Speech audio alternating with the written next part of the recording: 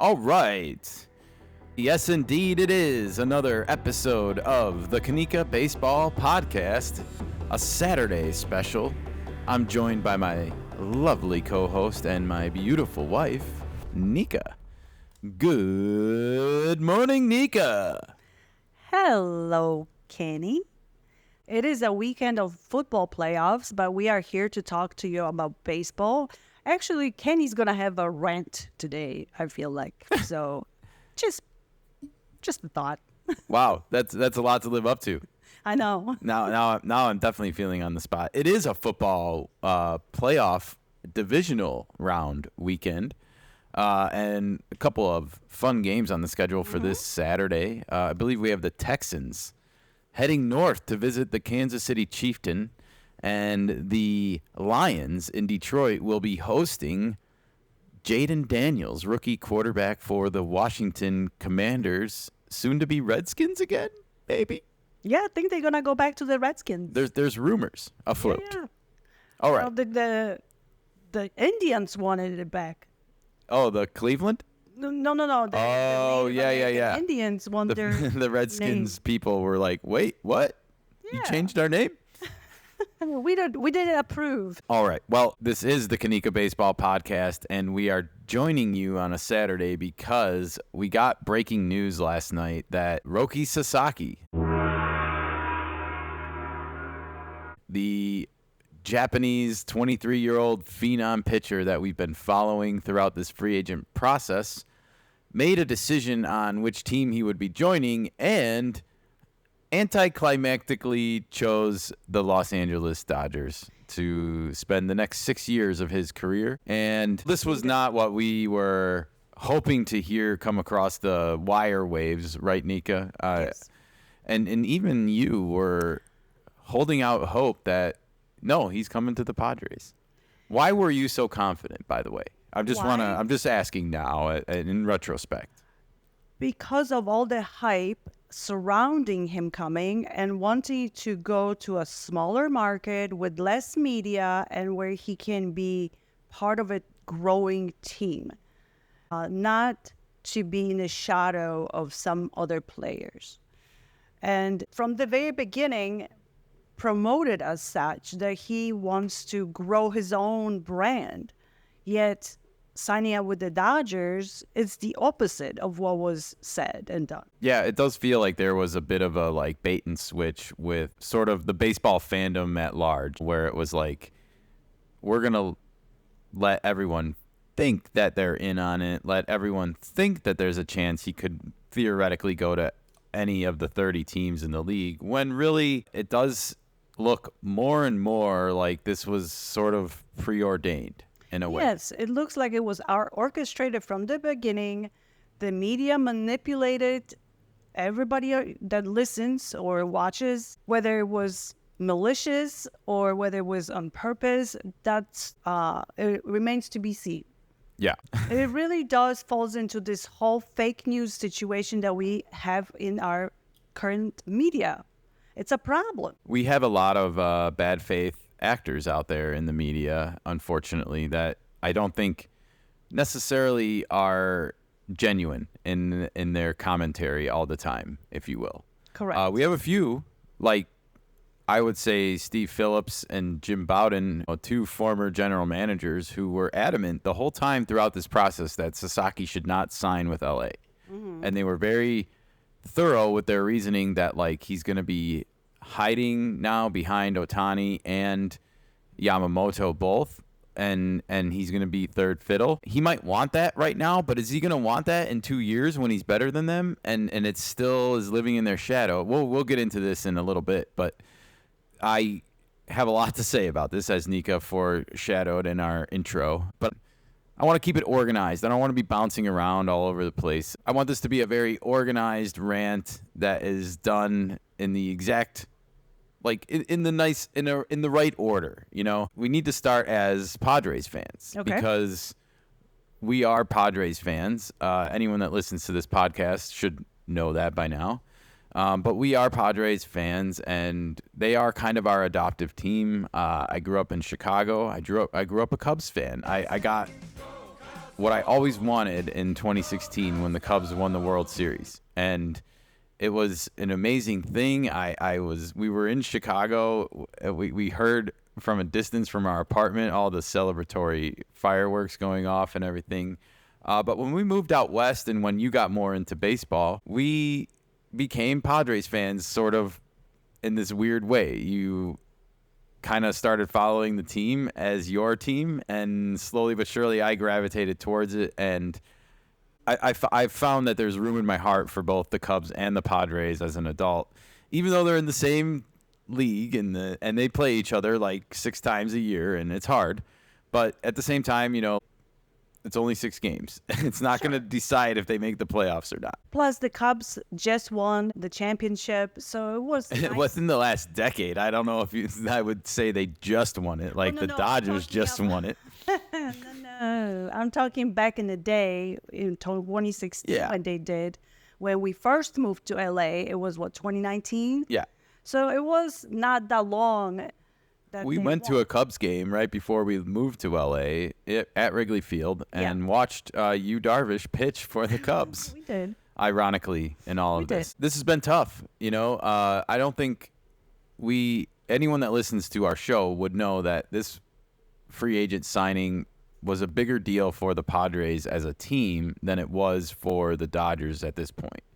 It really feels like the Dodgers are just piling on, whereas like the Padres kind of were hoping to get him to maintain pace and sort of compete, on a smaller budget. It's unfortunate what's happening with the Padres and their ownership right now. Do you think that played a little bit of a factor? I don't know.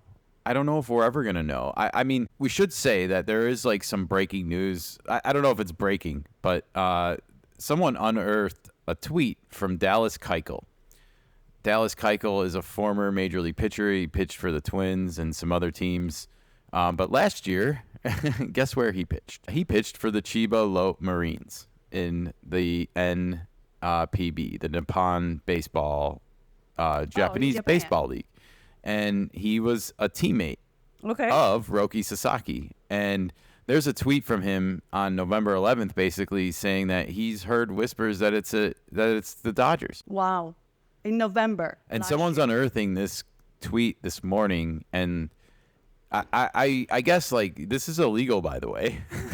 It's illegal to sort of tamper with the process, and it's illegal to basically have a handshake agreement behind the scenes before you post as a free agent and stuff. And I don't know. I hope that there is some foul play afoot, honestly, so that people get knocked down a peg or something over this. Okay. But I don't expect any of that to happen, honestly. I think it's a done deal. I think nothing is going to change what's happened here. No. He's going to go play for the Dodgers. And they're going to be the three-headed dragon that we talked about on the last podcast. No, nothing's going to change as far as him signing. What's going to change is people's opinion about him and people's opinion about the Dodgers.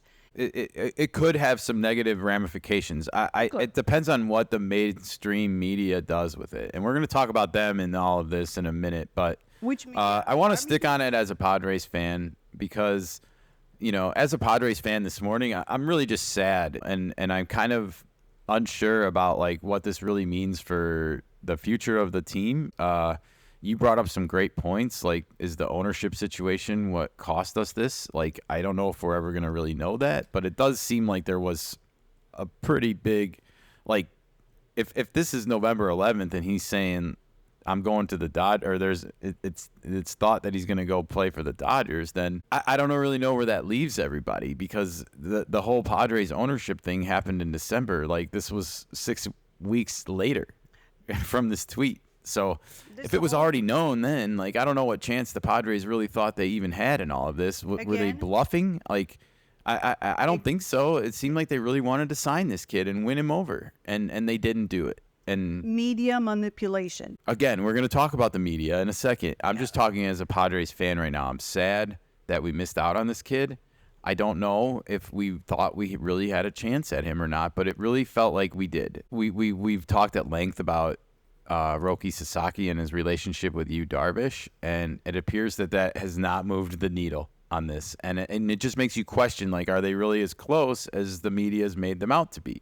Yeah. Like, Good point. It doesn't seem like it. If he's your godfather and like courting you to your team, and then you choose the division rival, I don't And know. then the whole article that came out last December about he's not going to the Dodgers because that would be illegal. Yeah, I think when he got posted, the agent Joe Wolf came out very aggressively in defense and said like, no, he's not committed to any team. This is going to be a fair process. All 30 teams have a chance to sign him. And then what happens at the end of this process? And the Dodgers are named a finalist along with the Padres and the Blue Jays.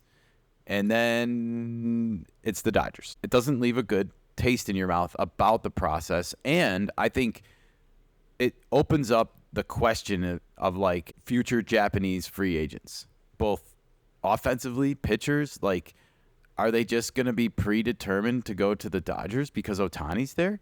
Like, I guess know. something's going to have to change with this process because it's already lopsided, man. Like, it is already lopsided. And the fact that you have 3 of Team Japan's starters on one team, the top 3, I would argue. No offense to Darvish at this point. He pitched brilliantly in the playoffs last year, but we just don't know how much is left in the tank of the man. But Major now League Baseball is going to have a huge problem on its hands right now. I don't know if the other 29 teams are going to like let this stand, especially when the next collective bargaining agreement comes up and be like, we got to make changes to this. Like no more They need three-headed to change dragons. They need to change the commissioner first because this guy doesn't do justice. But he does earn them money. I just don't know if he's like squeezing enough teams out to the point where they're going to have to like start speaking up and something's going to have to change. Yes, something needs to change. Definitely. And those loopholes and everything that comes with it where you can defer your money. I'm sorry, man. When the best player in the game's $70 million salary isn't counting against your payroll because he's deferring money, and the argument is, well, every other team had a chance to sign him and do that. Every other team has a chance to sign stars and do this.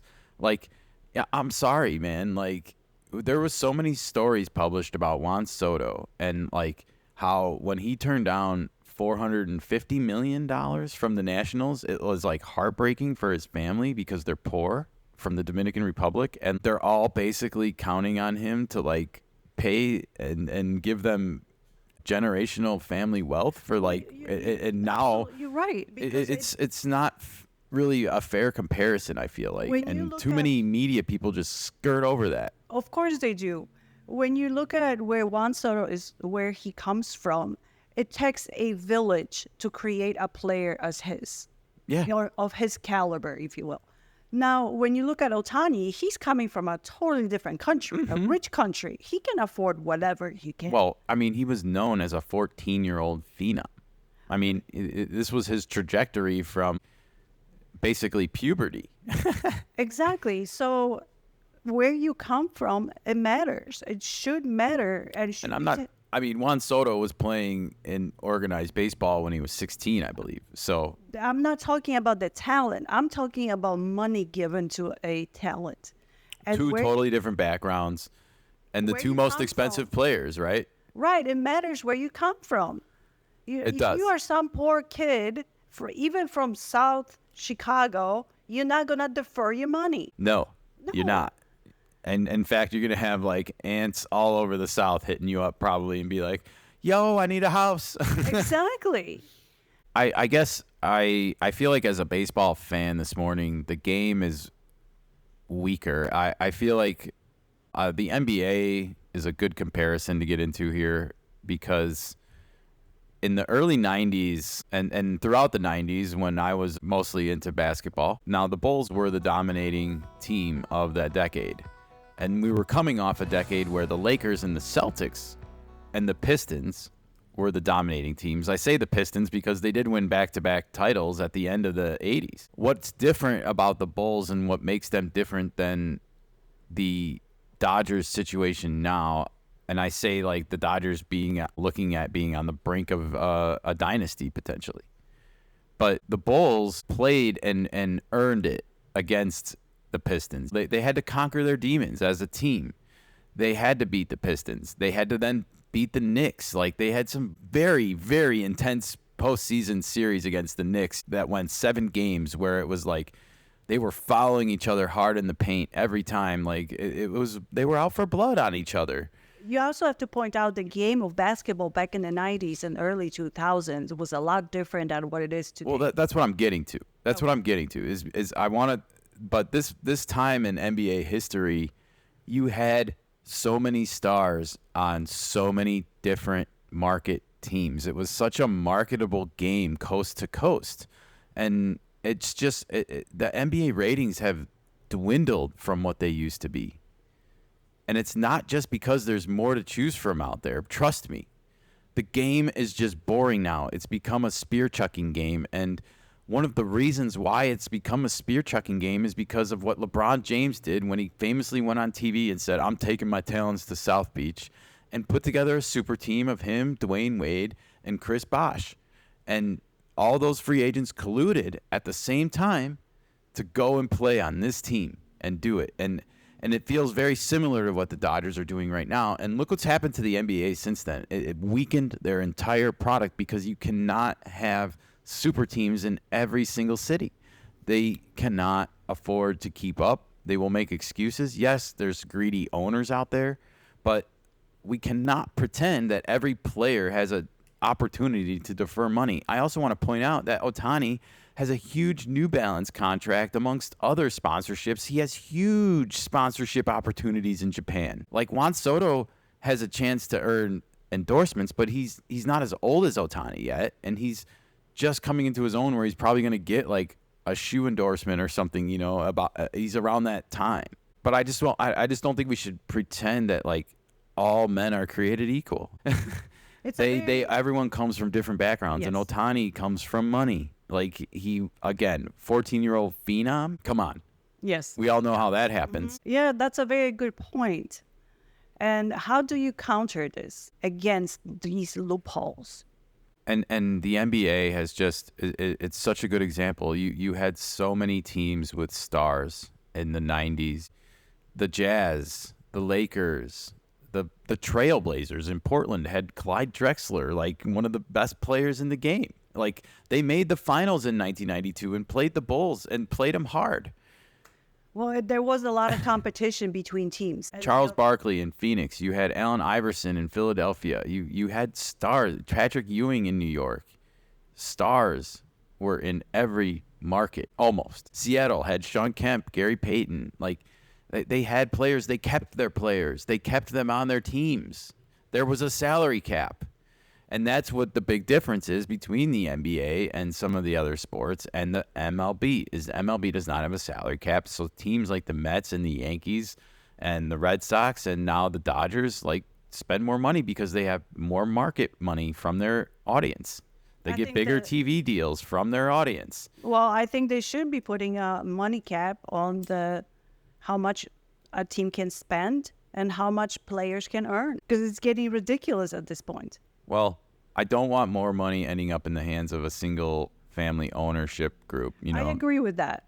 The players should be able to earn money.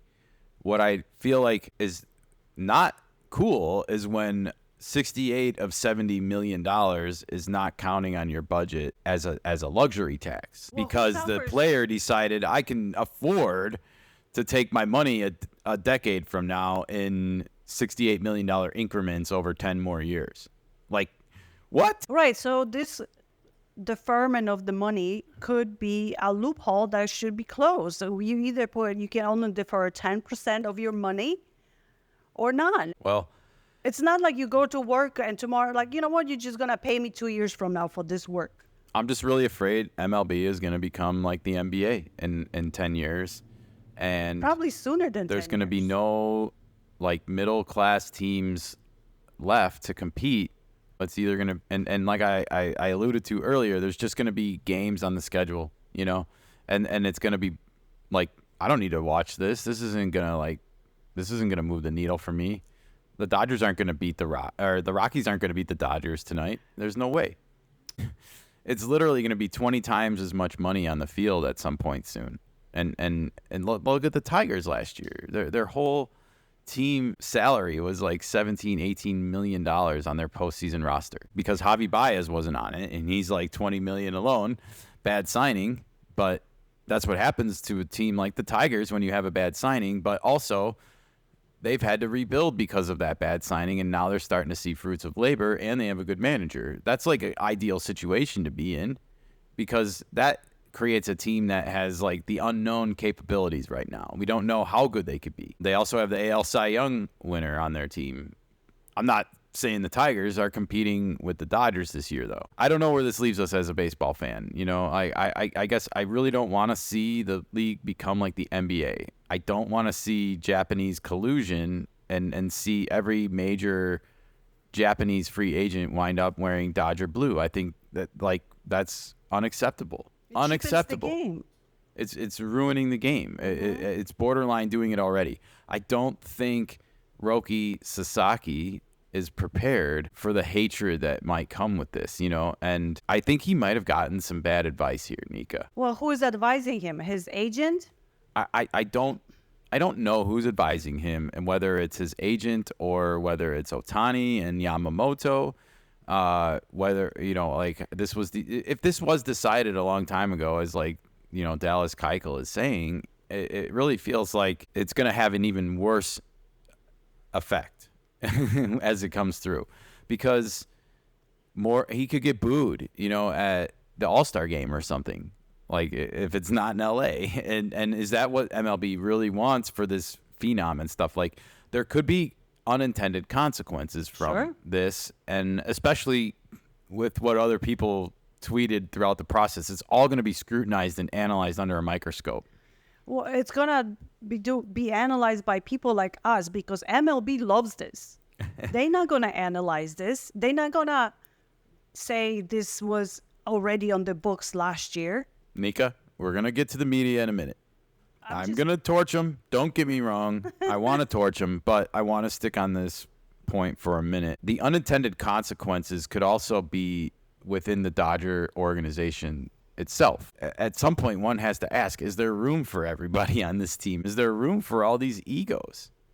When you have unprecedented situations like that, you kind of playing with fire a little bit too. Yes.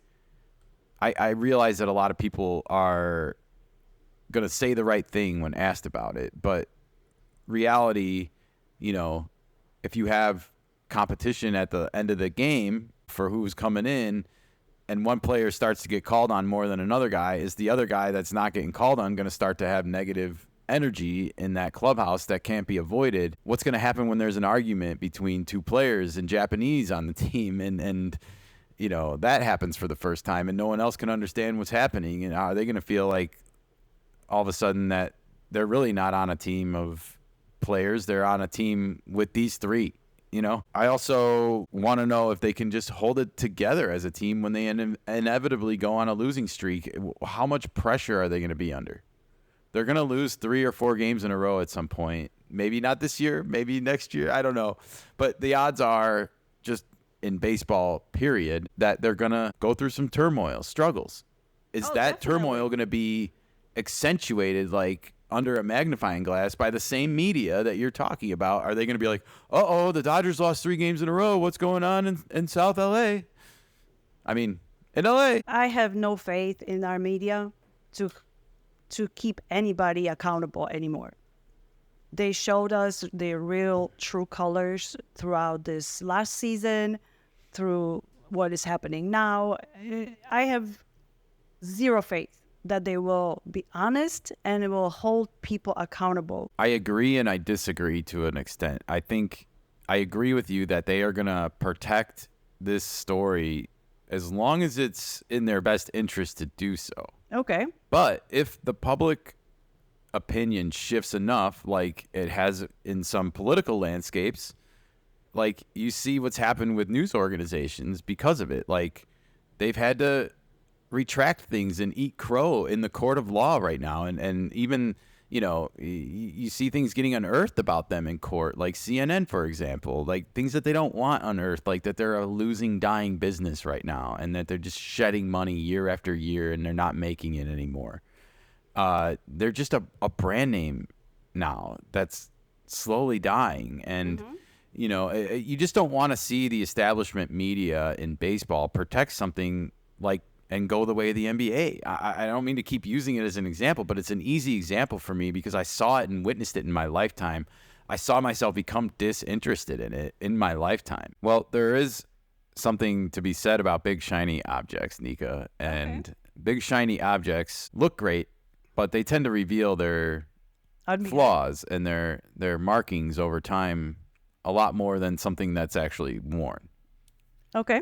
And we'll just have to wait and see how this big shiny object, the team of the LA Dodgers, ages over time, and we're going to talk about some things that might not be in their favor at the end of the podcast, but we've been teasing it and it's time to get into it. We need to talk about the media's involvement in how this went down and just some huge red flags, I think, that are identifiable throughout the process. And this is why you should never, ever trust or listen to the establishment media, no matter if it's about sports, no matter if it's about politics or anything like that.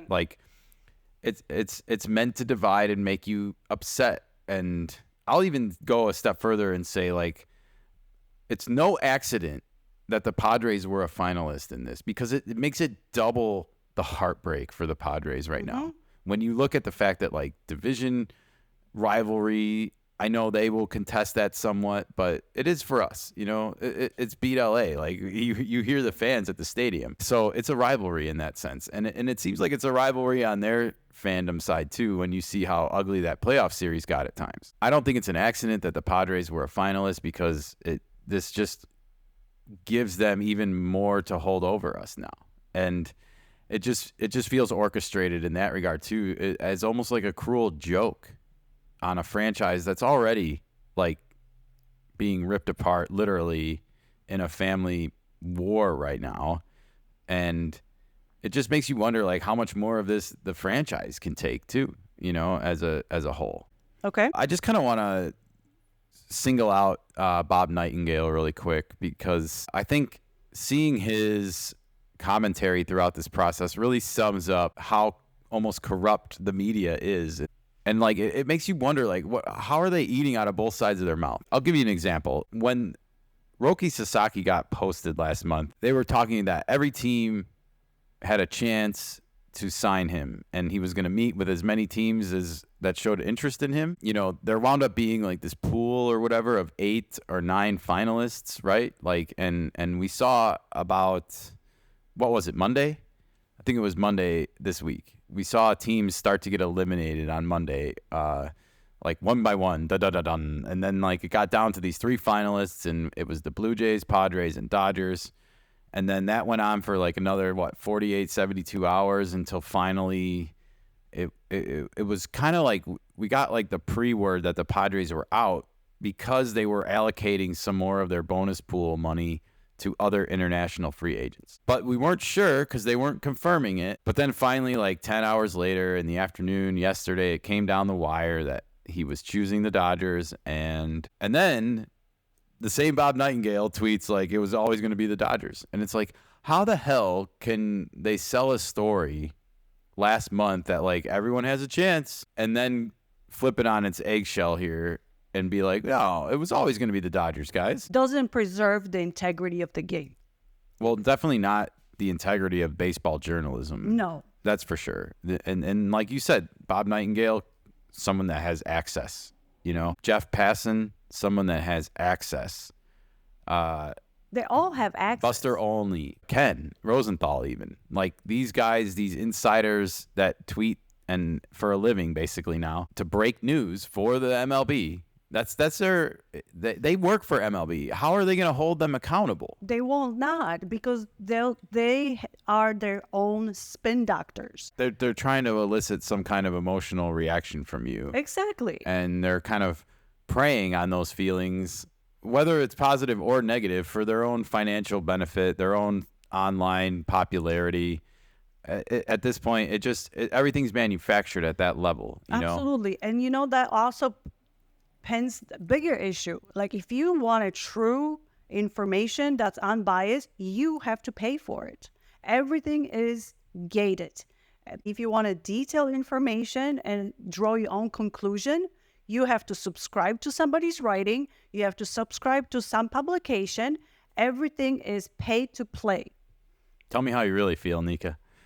It's even more ironic when you wake up this morning and see the same Bob Nightingale with a new column in USA Today this morning calling the Dodgers, quote unquote, the evil empire. And the media will never cease to amaze me with their ability to chase down some kind of label and attach it to somebody. I mean, do we want to go full on World War II here and just call them the axis of evil? Like Japan was a part of the axis of evil? I'm being sarcastically funny here. So I hope enough time from World War II has passed that we can make a joke about it here. But you never know with society nowadays. Be careful. We've been making jokes about the Nazis, so... But, I mean, are you buying this? Are the Dodgers going to be branded as the evil empire in baseball now? Are they have they gone too far? Do they see all of the... I mean, are there going to be some people in the media that are going to be turned off by this with the Dodgers? And are they going to be, like, biased against them? Are they going to last? Are they going to survive if they speak out against this? Or is MLB going to squash them out like they have other people? The dissenting voices will be squashed. For sure. I don't know how they won't be. I mean, but they can't control podcasts as much like ours. So they can't stop us from speaking out against it. There you go. That's another reason why people turn to podcasts, because it's unbiased. Yes, it's biased from our point of view because we are a fan of certain clubs, but it's not the mainstream gobbledygook that you hear all the time. Yes. I mean, we exist as a podcast to try and, follow storylines in the baseball establishment media and foul on them when we see them. That's one of the things that we do here on the Nikka Baseball Podcast. One of the things that you can look forward to next week, I guarantee it, when more sound bites start coming out about this. Again, no accident that this is announced on a Friday afternoon right before the week closes up. If you have ever worked in news or if you know anything about the establishment news, this is when news comes out that is maybe not going to be generally seen as favorable by the general public at large. Spot on. To get it so that by Monday, it's like everyone's exhausted it already and there's nothing new they don't need to cover it anymore. It's out of the news. Also, all this stuff might happen during the weekend, so everybody will be concentrating on that news. Yeah. And the Friday news, it's old news. We live in a 24-hour cycle of news. It basically squashes outrage. Yep. and it doesn't allow it to ferment into something bigger. So we'll have to wait and see how that goes down over time with the establishment media and how many dissenting voices there's going to be. I'm really curious to hear how Steve Phillips and Jim Bowden react to some of this stuff. They were, like I said, two GMs that have platforms that were adamantly kind of against this. I just don't feel like they are necessarily accepting the ramifications of their actions when it comes to, like, they were actively promoting this. They wanted him to go to the Dodgers. Just the teasing of the super staff, like they were like listing the names, and just how, like, well, how couldn't a player want to come and join this world-class organization, especially when Ohtani's done what he's done financially? Again, why this is allowed to even be possible feels cruel. It feels cruel, especially as a fan of a team in the division. And I can't imagine being a Rockies fan. Like, I would be surprised if the Rockies draw $5,000 a game this year. Like, who's going to want to go and pay money on a Rockies franchise that is in the same division as the LA juggernaut? It's a sad state of affairs for MLB right now. It's nowhere better on Dodgers social media land because obviously they're giddy with excitement over everything that's happened. But I do feel like I've seen a more clear-cut division now of, like, the other 29 teams' fan bases sort of banding together against this bullshit, basically. And really the only ones defending it are Dodger fans. We should point out that this doesn't impact the Dodgers financially at all, hardly. Like, the amount of money that he's going to make for the next 6 seasons is, like, I mean, they're going to pay Ohtani, what, $12 million over the next 6 seasons. They're going to pay Roki Sasaki $6.5 million over the next 6 seasons because he's a minor leaguer. So they're going to basically pay less than $20 million for, potentially the best Japanese Babe Ruth and the best Japanese pitcher to come out. It seems really ridiculous. It's very shady. That's for sure. Well, we can only hope that the baseball universe somehow, some way, figures out a way to bring balance to the situation and and make sure that the game remains competitive, I guess. Like that, because I don't want to see it become the NBA where it's just like, well, we got to spear chuck and shoot threes, and it's just going to be a bunch of teams swinging for the fences every night. You're going to see strikeouts go up again because they're going to start swinging for the fences to try and compete with the Dodgers. This is exactly what the Major League Baseball wants. More homers, more power to swing. All these stats. Less middle-class players all around. The triples and the doubles aren't good enough anymore, guys. Yeah. If you don't hit the long ball. And that's what makes baseball. But no, we have to swing for the fences. Well, we'll see how it goes. We were starting to see improvements in this. Strikeouts were going down and walks were going down from pitchers, but I don't know. I think you're going to start seeing more people pitch around players again and roll the dice and gamble and basically be like, pick your poison. Do I want to pitch to Teoscar or do I want to pitch to Shohei or do I want to pitch to Freddie or do I want to pitch to Mookie? It's a convoluted mess right now with all these loopholes and the super team and unbalanced sports. Well, just to throw a little bit more salt on the wounds, if you've never been around Dodgers Twitter fans, they are some of the most entitled people on the planet when it comes to basically every player should be on their team who's a free agent or who's available at the trading deadline. It's like, we have the best prospects, so we should get every trade deadline acquisition. We have the most money, so we should sign because of what Shohei did, we need to spend all $68 million every year on players, So they basically look at it as an unlimited cash supply of entitlement. And their newest target now that they've landed Roki Sasaki for no money is to basically lock up Tanner Scott, who was on the Padres at the trade deadline last year and is one of the best weapons to literally use against Ohtani and some of the other left-handed bats in that Dodger lineup. So you basically want to take one of the best weapons against the guy off the market to get him out. And I'm not saying it's bad strategy on the Dodgers' part, but again, it weakens the game because now we don't get to see Ohtani against Tanner Scott anymore for the next 5 years or whatever the Dodgers decide to lock him up for. And again, you're going to this is what happens. And I think you've started to ask this question. Who are they going to play against when all the best players are on one team? Yeah, every game it's going to feel lopsided. Why even bother playing? Why even bother going to the ballpark? The food sucks. We've been there. The food does suck. I got to be honest. I don't know why. And people that go to the games there, they would be like, no way, our food is amazing. It's not, okay? It's not. Not good. I'm just going to leave it at that. All right. Before we leave on this Saturday afternoon, I want to leave people with some hope going forward. I want to make sure that we have faith going forward, that we don't dwell on the negative forever because we still have a baseball season to get ready for. And I still want to remind people that it's baseball and that just because things look bleak at the start of a season doesn't mean that they're going to end there. And all right, first thing I want to talk about is, yes, the Dodgers have a lot of shiny objects when it comes to their starting pitching staff right now. But did you know that Blake Snell has only thrown over 140 innings twice in his career? And those were both in his Cy Young seasons only. And I think Dodgers fans are going to be in for a little bit of a rude awakening with Blake Snell, depending on if he pitches under any pressure anymore, because I feel like one of the reasons why he chose the Dodgers was kind of to take this easier path. I think that's other players too, because they feel like they are a super team, so they don't have to put in as much effort to get to the playoffs.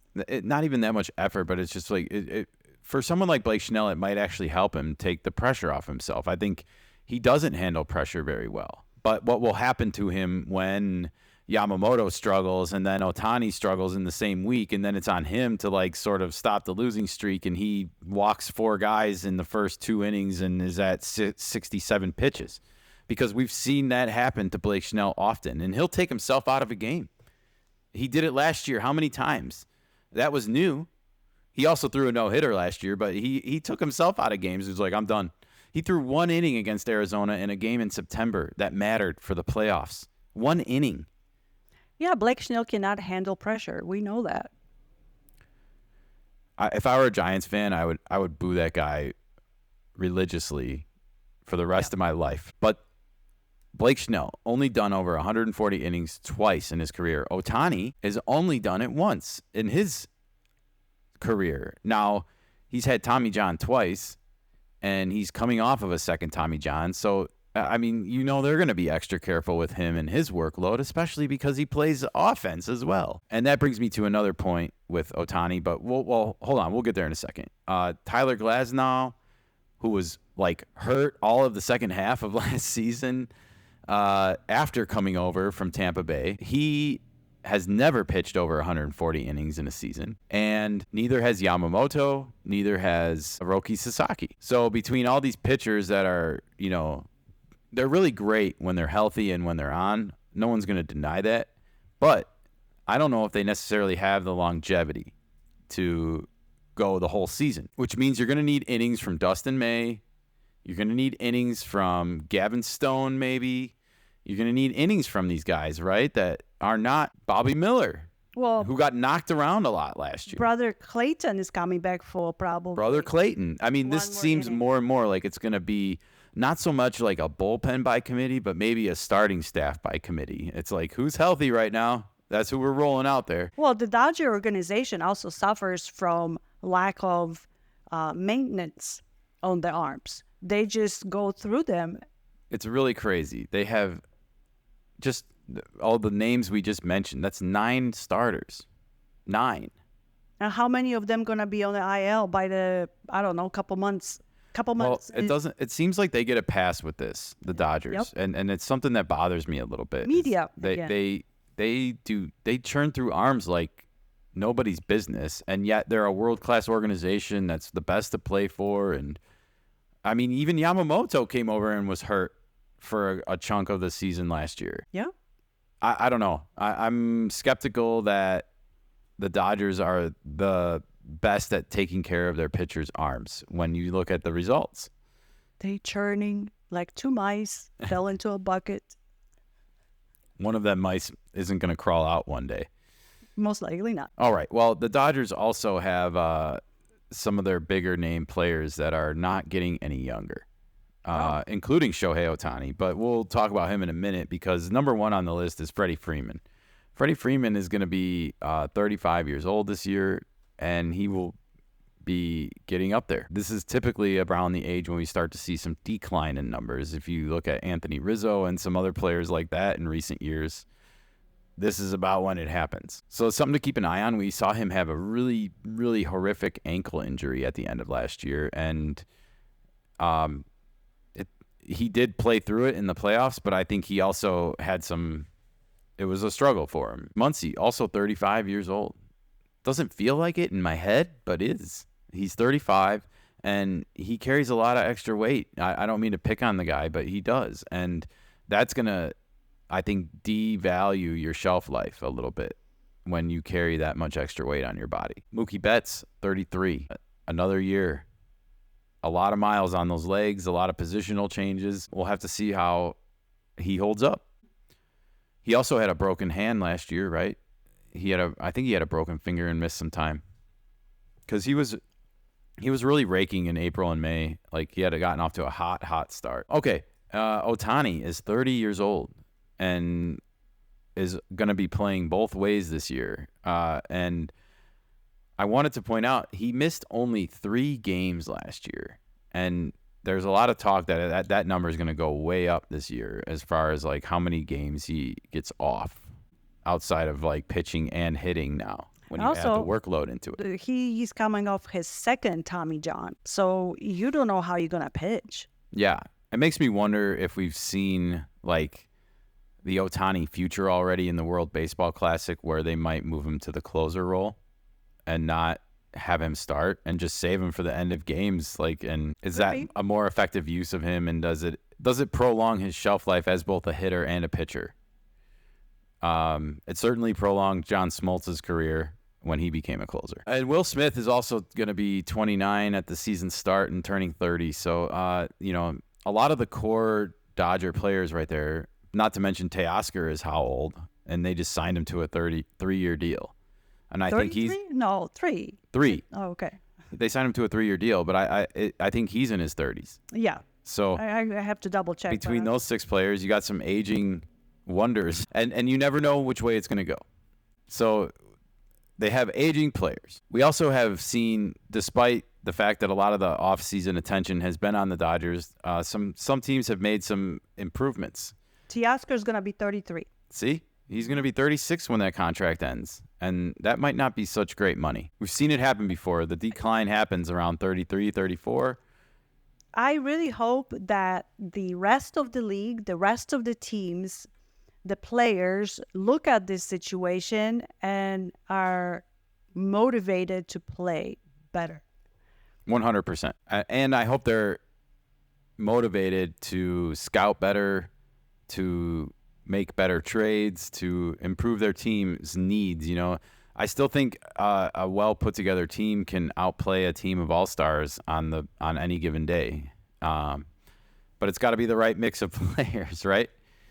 Okay, so the Mets, Phillies, Diamondbacks, I got written down as teams that have all improved. I wrote those teams down because the Mets, got Juan Soto, and by all intents and purposes, they're not done yet. They're in the Tanner Scott mix. If Tanner Scott's not going to be on the Padres anymore, I would choose the Mets, please, over the Dodgers, because as much as I don't want the Padres to have to face him, I definitely want him pitching against Ohtani in the playoffs. Do we know how long is going to be Roki Sasaki contract? Is it 6 years? 6 years. For sure? It's a standard minor league contract. Oh, so it's always 6 years. Yes. Okay. 3 years of league minimum and 3 years of arbitration eligibility. Okay. So potentially he's getting the Ohtani money. Somehow. Only in the back end. Okay. He might only get paid on the back end. All right. I do think it's worth pointing out, even though you can't talk about woulda, coulda, shoulda, the Padres were 1 win away in the playoffs last year from making all of the offseason conversations surrounding the Dodgers a much, much different conversation. And as much as I don't think that it's always a good idea to talk about hypotheticals, I'm going to make an exception for this one because I don't want them to lose that feeling, that they were that close, that I want them to use that as fuel, for the upcoming season, that they got to get back there. They got to get back to this moment and finish the job. I think that should be a big part of the message with this team, personally. And so I hope that happens. And I do think, the Dodgers might be a little bit overrated. That's all I'm trying to say. They might not be as hype. They might not be as great as everyone is saying they are, especially with these aging stars and how close they were to being in a totally different position, not even making the NLCS. It's a very good point. And also the fact that they are great on paper. Yes, which leads to the last thing, and that is just to once again say it's baseball, everybody, and anything can happen in the great game. David can beat Goliath. It has happened before. We've seen it, and it will happen again. I don't think the Dodgers are going to win 9 more championships in a row. If they do, I predict that baseball will not be nearly as popular as it is today or ever once was. And that's because it will have just become a boring league. Even now, when you say popularity of baseball, it has been declining. They've been trying to get more eyeballs on the game, more asses into the seats. 100%. And I feel like they're promoting it the wrong way by praising this deal and the greatness that it is for baseball. I think competitive balance across more of your teams, like in the early 90s NBA, would be a better direction for the league to go in. You cannot force owners to spend money, unfortunately. But I do think that there should be incentives to keep players in your organization and not let them go to free agency. And that goes for all the teams and for all the free agents. You know, I'm not saying no one should ever jump ship, but I do think that you should make it easier to keep your guys than to let them go. I think there should be a salary cap or close the loopholes of deferment. It's not helping the baseball at this point. People come from different backgrounds. Yeah, I agree. The deferment needs to be looked at under a microscope. And I'm not saying it can't be anything, but I think it should be limited to like 5 to 10% of your money. And I don't think it should be exempt from counting against the salary cap on that season. Because it's about when the money's earned, not about when it's paid for me. Mm-hmm. Because if he's earning it on the field this year, it should count against your team that year, not 10 years from now. I guess we could end on that. You know, like the bill collector is going to come for the Dodgers one day. And now it's going to be coming for not just Shohei's money, but for Blake Snell's money. And for some, yeah. And for Tommy Edmonds' money and Teoscar's money. And that's going to count against you, you know, like at some point.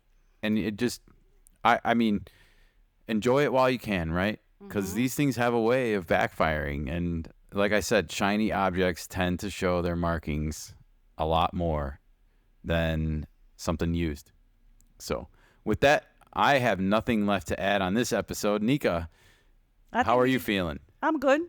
Are you optimistic still for the upcoming season? I'm optimistic for upcoming season, sure. I like watching baseball, but I'm not optimistic about Padres' chances because of the turmoil they are in right now. With ownership. With the ownership. And yeah, it's been a rough off season since we got eliminated, you know. Just a lot. It seems like blow after blow after blow has not gone our way.